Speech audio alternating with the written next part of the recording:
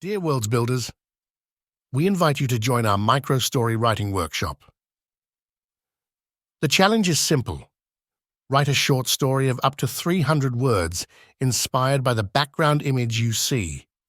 If your text stands out, it will be published in the next issue of our magazine.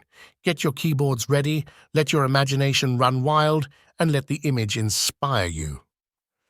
Whether your pen leads you to a fantastic adventure, a poignant drama, or a light-hearted comedy, we are eager to discover your creations. Today, we are pleased to present two stories that have captured our attention. The first, titled One More Soul, is written by Claudia Sandra Salagean.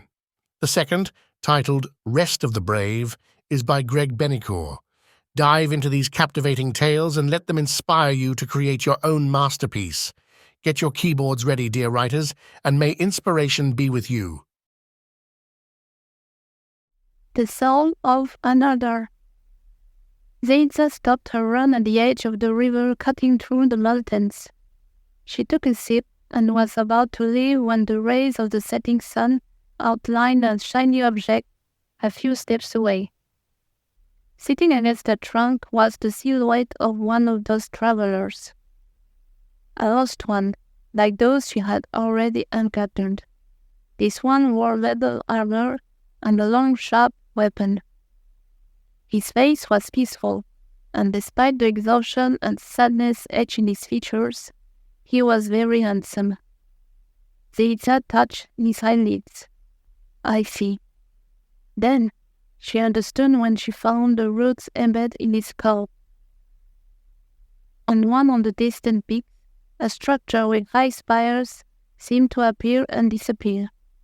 The forest had already begun its work. Another soul. This was always how the forest proceeded.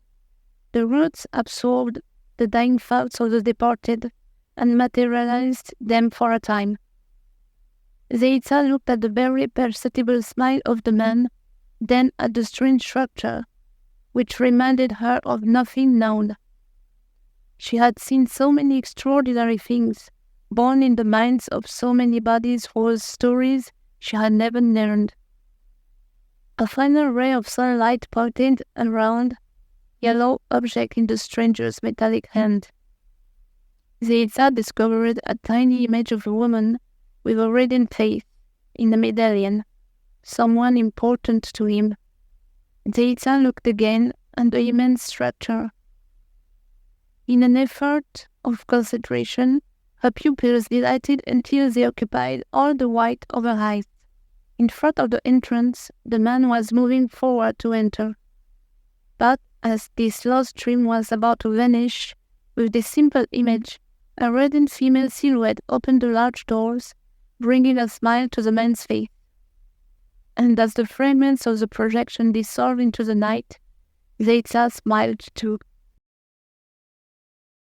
At dawn, as the first light of day pierced through the mist, a knight named Elian found sanctuary by the edge of an enchanting lake, nestled amidst majestic mountains and ancient forests. His armor, a testament to many battles, bore the marks of time and conflict. Elian, weary from his trials, leaned against a tree, closing his eyes gently. In the distance stood King Aldar's castle, perched on a hill, a place once cherished and now almost foreign, a witness to a time when peace reigned before the winds of war and betrayal swept everything away. A rustle of leaves caught his attention. A young woman appeared and knelt beside him. She was dressed in a simple yet elegant gown, her hair floating in the breeze. "You are wounded, my lord.